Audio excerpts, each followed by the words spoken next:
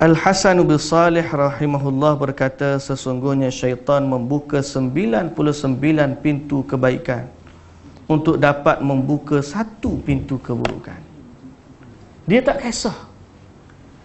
Iblis ni dia tak kisah sama ada dia buka pintu kebaikan ataupun buka pintu keburukan pada tahap awalnya, melainkan akhirnya dia menang.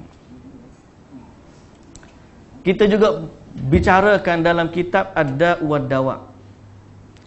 Syaitan kadang-kadang dia menyekat manusia supaya jangan buat.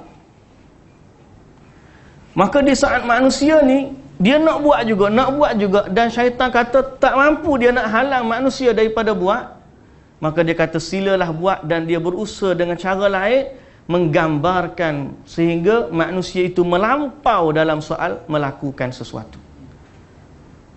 Ibarat kata seorang yang memanah, target tu duduk depan, syaitan berusaha untuk jatuhkan tangan dia sehingga anak panah dia tak sampai ke target.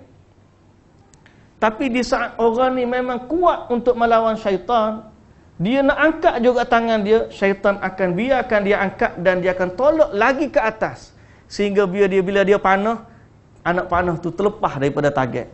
Natijahnya target tak kena. Dalam dua-dua keadaan yang menang adalah syaitan. Satunya dia tipu dengan maksiat. Jangan buat taat, buat maksiat, tak kena.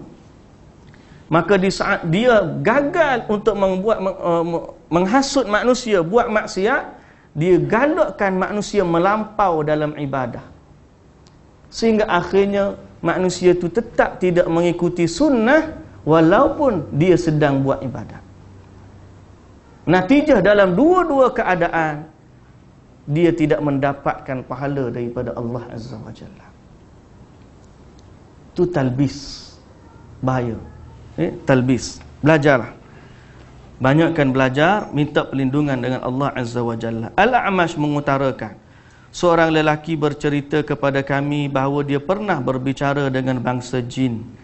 Jin-jin itu berkata, tidak ada yang paling sulit untuk kami sesatkan melebihi orang yang mengikuti sunnah, sedang para pengikut hawa nafsu kami benar-benar mampu mempermainkan mereka, iaitu adalah ahli bid'ah. Dan ini yang disebut sebagai bahaya bid'ah dalam perbincangan kita sebelum daripada ini. Jadi jalan keselamatan kita ialah berpegang dengan sunnah Nabi sallallahu alaihi wasallam, dan itulah jalan keselamatan, dan itulah juga yang boleh menyelamatkan kita daripada fitnah dan juga tipu daya iblis, syaitan. Saya dah sebut dah sebelum daripada ni, antara faedah kita berpegang kepada sunnah ialah kita selamat daripada beberapa perkara.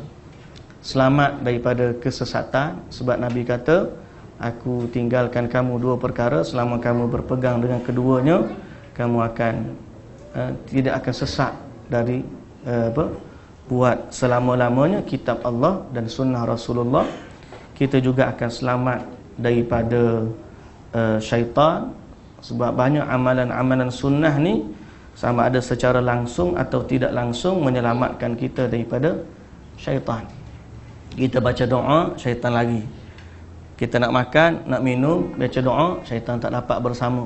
Nak masuk rumah baca doa, nak tidur baca doa, nak belajar baca doa, nak baca Quran melindung dengan Allah daripada syaitan. Semua itu adalah sunnah-sunnah yang menjaga dan menyelamatkan kita daripada syaitan. Dan kita juga selamat daripada